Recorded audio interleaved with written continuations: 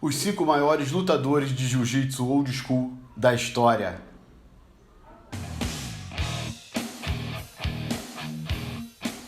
Fala, camaradas, tranquilo? Daniel Abreu, faixa roxa de jiu-jitsu, para mais um vídeo do canal Dieta de Guerra. E já peço para você amassar esse like aí e se inscrever no canal, que tá faltando bem pouquinho ainda para chegar a 15 mil. Essa é a minha meta principal no momento, chegar a 15 mil inscritos. Então, me ajuda aí, vou ficar bem agradecido.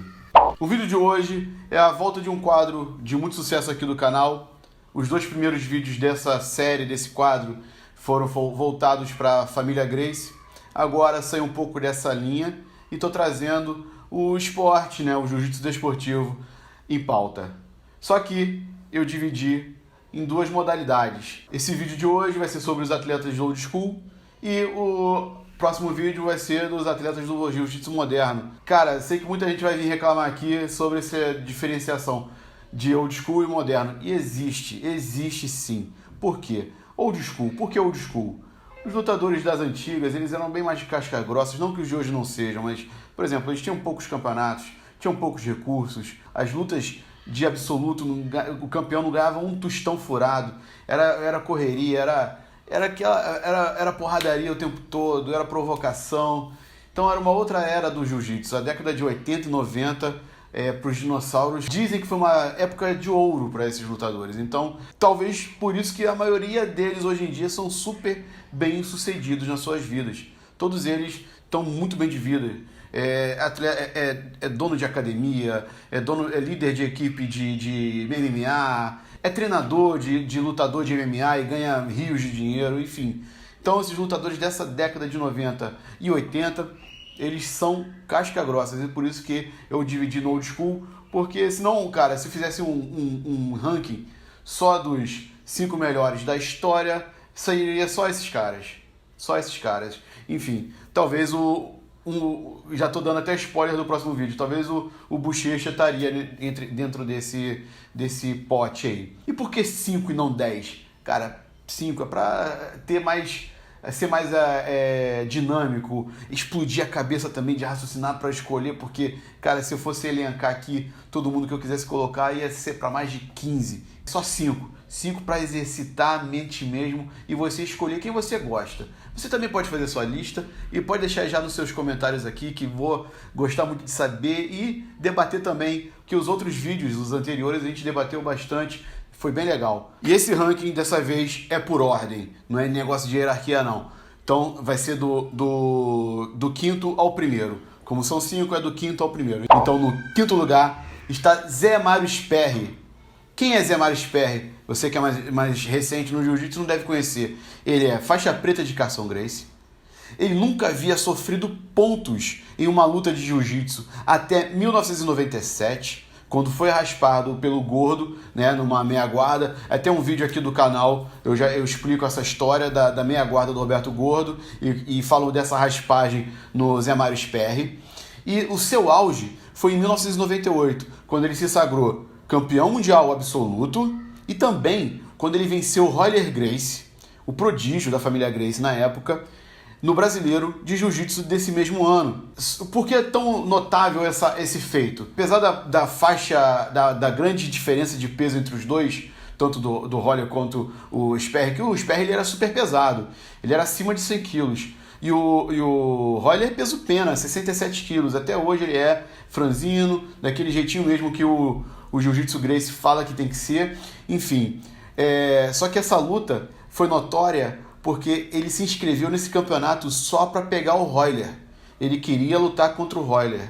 Foi o que a gente chama de hoje em dia, nos termos atuais, trash talking. Teve um trash talking do Royler falando dos atletas pesados, que eles usavam anabolizantes. E aí o Zé Mário ficou ofendido e decidiu desafiá-lo. Não deu para ser uma luta casada, como ambos gostariam que fosse. E o Royler ainda ficou dizendo que a carapuça vestiu. Foi assim, uma coisa bem interessante na época. O Zé Mário só se inscreveu nesse brasileiro para disputar o absoluto, para pegar o Royler.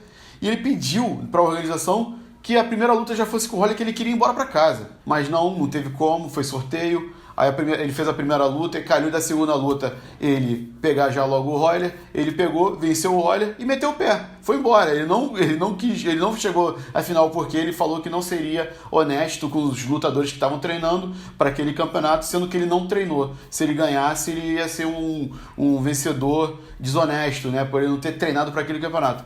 Enfim, isso aí é a linha de pensamento, talvez que tu vê hoje em dia, você não vê isso. A galera vai lá e se inscreve, mesmo sem treinar, e mete a cara pra lutar. Então ele falou, não, se eu não treinei, eu não vou lutar até o final, só queria lutar contra o Royler. E dito isso, fez, lutou, venceu e foi embora. Em quarto lugar está Marcelo Bettering, em memória, o grande lutador que a gente teve na década de 80 e 90, que infelizmente partiu muito cedo, e se eu não me engano no ano de 1995. Marcelo Bettering, ele era pupilo de Rickson Gracie, era considerado o melhor atleta da Academia Gracie, sendo considerado o número 2 do Brasil, só perdendo para o mestre Rickson. O seu auge foi a rivalidade contra Cássio Cardoso, que é faixa preta de Carson Gracie, na qual os dois fizeram 3 lutas, 2 vitórias para Cássio e uma para Bettering, sendo que a luta de desempate entrou para a história, foi lá na Lagoa, que teve para mais de 1 hora de luta. Vale a pena pesquisar e conferir, que é uma aula de jiu-jitsu. Essa luta é um seminário de jiu-jitsu. Em terceiro lugar está Cássio Cardoso, Galo 01 de Carson Gracie, formado pelo grande mestre, venceu em sua categoria todos os campeonatos que disputou, e como comentado aqui no atleta anterior, a sua rivalidade foi contra o Marcelo Bettering. Eles tiveram 3 lutas, sendo que o confronto estava empatado, e a luta de desempate entrou para a história, que foi uma das lutas mais longas da história do jiu-jitsu, e essa luta está completa no canal do mestre Cássio Cardoso, aqui no YouTube. Vou deixar o link na descrição para quem quiser assistir. Como eu falei anteriormente, é um seminário de jiu-jitsu. É uma aula de jiu-jitsu, coisa que a gente não vê mais hoje em dia. E Cássio foi responsável também pelo desenvolvimento técnico dos faixas pretas de Carson Gracie, Murilo Bustamante e Ricardo de la Riva, tornando ele assim cada vez mais notório e merecedor de estar nessa posição do ranking. Em segundo lugar está Royler Gracie, que eu tô falando aqui de jiu-jitsu desportivo, eu não tô falando de MMA, não tô falando de Vale Tudo, não tô falando de UFC nem de Pride, é jiu-jitsu desportivo da época old school.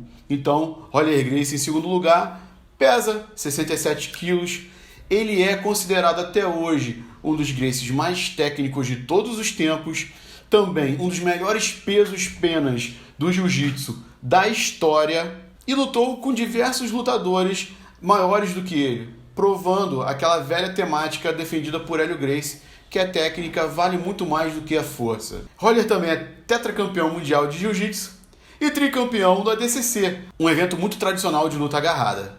E chegamos no ápice do nosso ranking. Agora o primeiríssimo lugar é para quem? Vamos lá, chuta aí. Rickson Gracie, é claro, pô. Então, por quê? É ídolo de praticamente todos os amantes do jiu-jitsu. Isso é indiscutível. Ele é o maior expoente do jiu-jitsu desportivo old school. Ele era simplesmente o cara a ser batido na categoria absoluta. Invicto. E venceu todas as suas lutas de jiu-jitsu por finalização. E, gente, repetindo, ressaltando, eu estou falando de jiu-jitsu, não estou falando de MMA. Ele é fraco porque ele só pegou frango, não pegou sakuraba, não pegou maco-ruas. Cara, eu não tô falando de vale tudo, tô falando de kimono, gi, entendeu? Não é nem no gi, é gi. Ele, campeão, venceu todas as lutas por finalização. Cara, depois pesquisa. Um dos melhores lutadores que teve também da história de jiu-jitsu old school, Peixotinho. O que o Rickson Gracie fez com o Peixotinho em 1984? Pesquisa aí no YouTube que tem a luta. Pode pesquisar. Peixotinho é casca grossíssima, muito respeitado.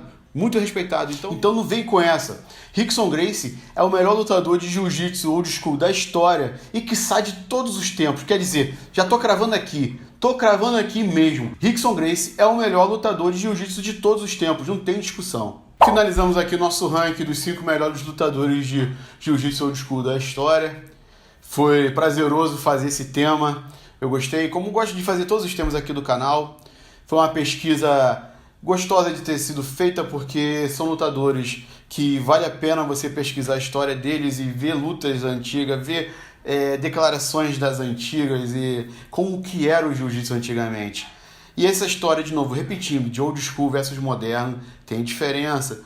Esses lutadores, eles lutavam pra frente, era um jiu-jitsu pra frente, um jiu-jitsu que era pra finalizar, pra arrancar braço, pra arrancar pescoço, não era pra fazer pontinho. Então, por isso que é diferente, é romântico falar do jiu-jitsu old school. Então, finalizando aqui, já deixando adiantado que o próximo ranking desse de 5 maiores alguma coisa vai ser os 5 maiores lutadores de jiu-jitsu moderno da história. Então aguardem. E por isso que eu já vou logo pedindo, se inscrevam no canal, que é muito importante para vocês continuarem acompanhando todos os vídeos e as atualizações do canal e também seguir as nossas redes sociais. Se você assistiu esse vídeo até esse ponto, eu agradeço muito. Um grande abraço a todos, sejam saudáveis.